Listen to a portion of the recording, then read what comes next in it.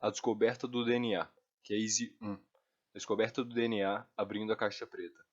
Deixai o saber sobre o saber, ó vós que entrais. Para o Case 1 da disciplina de Grandes Desafios em Engenharia, abordaremos o tema da descoberta do DNA abrindo a caixa preta. Para tanto, como principal ponto de partida, nos baseamos no texto Ciência em Ação, como seguir cientistas e engenheiros sociedade afora.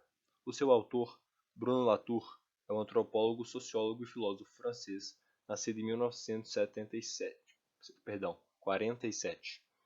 Foi um dos fundadores do chamado Estudos Sociais da Ciência e Tecnologia, que se dedicam ao estudo da ciência e da tecnologia como atividades sociais que são exercidas inerentes ao tempo, espaço, cultura e sociedade, sendo impossível considerar e compreender os campos da ciência, tecnologia e sociedade de forma separada. Inclusive, é essa vertente que desconstrói a visão de ciência neutra e universal. O texto de Bruno Latour, Ciência em Ação, Como Seguir Cientistas e Engenheiros Sociedade Afora, inicia-se com algumas cenas na forma de flashback. Latour descreve os processos científicos, a descoberta do DNA e construção do computador Eclipse MV8000. Curiosamente, tais processos foram apresentados em um tom narrativo, em oposição aos típicos relatos científicos que são impessoais e objetivos. Latour apropria-se, então, desses exemplos para introduzir e explicar o conceito de caixa preta. Para tanto, o autor conta que a expressão caixa preta é usada em cibernética sempre que uma máquina ou um conjunto de comandos se revela complexo demais. Nesse lugar, é desenhada uma caixinha preta, a respeito na qual não é preciso saber nada senão o que nela entra e o que nela sai. Assim, pode-se aplicar o conceito de caixa preta aos exemplos dados por Latour do DNA e do computador Eclipse. Para ambas as situações, a ciência costuma colocar em uma caixa preta todo o contexto social, financeiro e até pessoal dessas descobertas. Dessa forma, por exemplo, todas as informações que veiculam sobre a descoberta do DNA estão restritas ao fato de James D. Watson e Francis Crick publicaram que a estrutura do DNA era uma dupla hélice em 1953. Enquanto isso, é omitido, ou podemos dizer, colocado em uma caixa preta, o fato de que Hermann Kauklar, cientista dedicado ao estudo do ácido nucleico e possível colaborador de Watson, estava passando por um divórcio e, por isso, pouco contribuiu para a descoberta da dupla hélice. Ou também, no caso do computador Eclipse MV8000, é omitido o fato de seu criador, Tom West, tinha conflitos com o chefe e correu contra o tempo para conseguir entregar seu projeto. É possível perceber, desse modo, que todo o contexto e os obstáculos de uma descoberta científica são colocados em uma caixa preta, sobre a qual não é necessário saber nada. Tendo em vista esse cenário em que as incertezas e os contextos de uma descoberta científica são colocados em uma caixa preta, o autor Bruno Latour opta por entrar no campo científico pela ciência em construção. O momento em que nada é uma caixa preta e tudo é hipotetizado, discutido e passível de experimentação. Assim, para auxiliar a construção de sua argumentação, Bruno Latour invoca dois deuses, Janus e Pandora. O primeiro costuma ter sua imagem relacionada a portas, entrada e saída, e transições, ciência e construção e ciência pronta. Já a segunda é usada em uma analogia com a caixa preta. Pandora abriu sua caixa preta e todos os males do mundo vieram à tona. Perigo, não abra. Nesse sentido, assim como Janus, a ciência tem a fase que ainda não sabe, ciência e construção, e a fase que sabe, ciência pronta. Ademais, como o autor avisa, é preciso se acostumar com Janus. Suas duas faces falam ao mesmo tempo e não podemos nos confundir, porque afinal, não há um início, meio e fim definidos na ciência. Na primeira máxima de Janus, a face da ciência pronta diz: acate os fatos sem discutir, enquanto a face da ciência em construção fala: descarte os fatos inúteis. Contudo, como os conselhos das faces de Janus se relacionam com a descoberta do DNA e o computador Eclipse MX8000?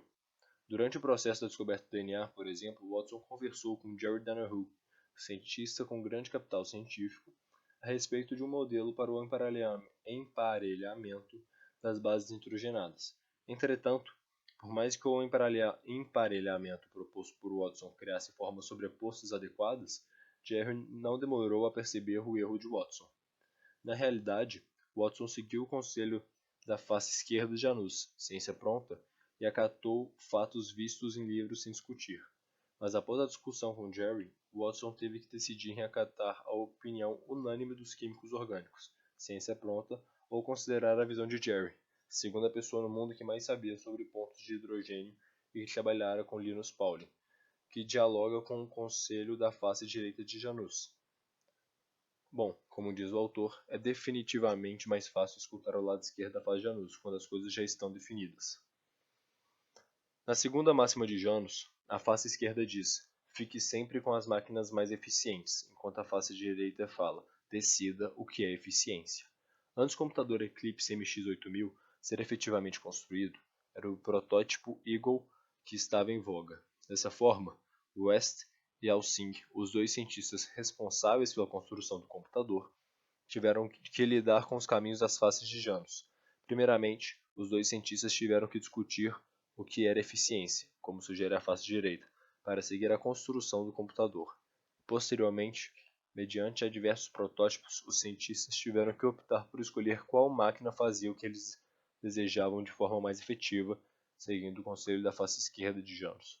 Na terceira máxima de Janus, a face esquerda diz: quando a máquina funcionar, todos se convencerão, enquanto a face direita afirma: a máquina vai funcionar quando as pessoas interessadas estiverem convencidas. No processo de construção do computador Eclipse MX8000, West teve que lidar com uma série de problemas que demonstraram que o campo científico vai muito além da mera produção de ciência. Nesse sentido, West, como chefe da equipe, teve que isolar e blindar sua equipe para que eles tivessem calma para trabalhar, mediante as enormes pressões por resultado. Como o próprio West afirmou, alguns dos meninos não têm a menor noção que há uma empresa por trás de tudo isso. Nesse cenário, é a partir dessa ideia que West teve que começar seguindo o conselho da face direita de Janus, tentando convencer e agradar praticamente todos os agentes sociais relevantes, dentre eles o chefe da empresa, outros engenheiros, outros departamentos, para que assim o financiamento e a equipe não acabassem. Felizmente, para a equipe, West conseguiu segurar as pontas, até o computador Eagle, protótipo do Eclipse MX8000, demonstrar resultado ao rodar um jogo chamado Adventure. Assim, finalmente o computador havia sido construído. Desse modo, Eagle se transformou em uma caixa preta, pois, afinal, West e sua equipe haviam conseguido alcançar mais ou menos o objetivo postulado, objetivo este que foi definido com a ajuda da segunda máxima de Janus. Na quarta máxima de Janus, a face esquerda de Janus diz: o que é verdade sempre se sustenta, enquanto a face direita afirma: quando as coisas se sustentam, elas começam a se transformar em verdade. No processo da descoberta do DNA, Watson começou a fazer uma série de montagens nas bases nitrogenadas com base no modelo e nas ideias de Dennery havia sugerido. Nesse caminho, vemos que Watson inicia novamente seguindo o conselho da face direita de Janus, isto é, busca um modelo para a montagem que se sustente sempre a ponto de atingir o estágio da verdade. Posteriormente, Watson se lembra da lei de Chargaff, um dos muitos fatos empíricos que são deixados de lado no campo científico, os quais não apresentam muita utilidade e futuro no momento em que foram descobertos. No entanto, Watson conseguiu visualizar a importância dessa lei e começou a usá-la para sustentar o seu modelo. Assim, quando sua ideia foi fundamentada, Watson decidiu novamente mostrar sua montagem, como um quebra-cabeça, para seu amigo Dennery, aquele cientista de grande capital científico e a segunda pessoa do mundo que mais sabia de pontos de hidrogênio depois de Linus Pauling. Depois que Dennery aprovou o modelo de Watson, sua moral foi às alturas e o DNA havia sido decifrado. Vejam que Latour tangencia conceitos de Pierre Bourdieu na medida em que conta a história de Watson, principalmente ao enfatizar o reconhecimento e os méritos que Dennery tinha no campo científico. Por sua vez, campo este que exige uma série de requisitos para entrar, como por exemplo ter formação na área, ter um capital científico mínimo, seguir regras metodológicas. E diante de todos os conselhos das faces de Janus, Bruno Latour nos mostra que, para seguir cientistas e engenheiros mundo afora, devemos nos acostumar a conviver com essas duas vozes contraditórias, que ora dialogam com a ciência de construção, ora com a ciência pronta. Resumidamente, a face esquerda, ciência pronta, lida com fatos e máquinas já consolidados, enquanto a face direita, ciência e construção, lida com fatos e máquinas subconsolidados. Dessa forma, prestem atenção às sutilezas da escrita de Bruno Latour e seu relacionamento com as faces de Janos, consolidados e subconsolidados, definidos e ainda não definidos. Além disso, Bruno Latour mostra que o campo científico é regido por uma série de interesses e pressões que medem a capacidade de refração do campo científico.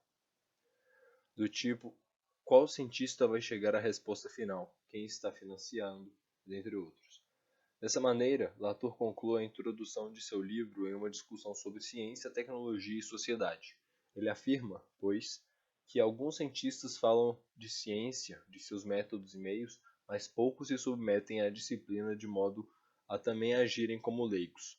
Infelizmente, quase ninguém está interessado no processo de construção da ciência. Fogem intimidados da mistura caótica revelada pela ciência em ação e preferem os contornos organizados do método e da racionalidade científica.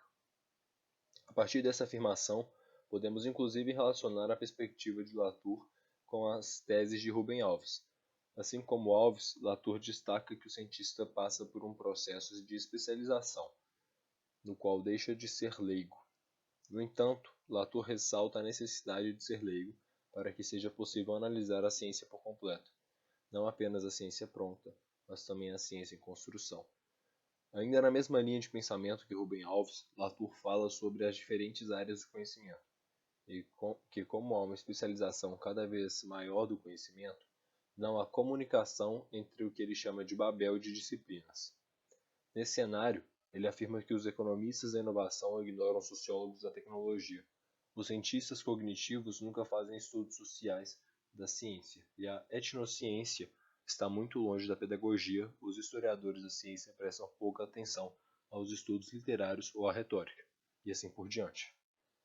Como resultado, Latour observa que é muito complicado e raro abrir as caixas pretas da ciência. Ele diz, então, nunca encontrei duas pessoas que estivessem de acordo quanto ao significado do campo de estudo chamado ciência, tecnologia e sociedade. Eu afirmo que este campo existe, que há um núcleo de problemas e métodos comuns, que ele é importante e que todas as disciplinas e objetos dos estudos de ciência, tecnologia e sociedade podem ser empregados também como material especializado para estudá-lo.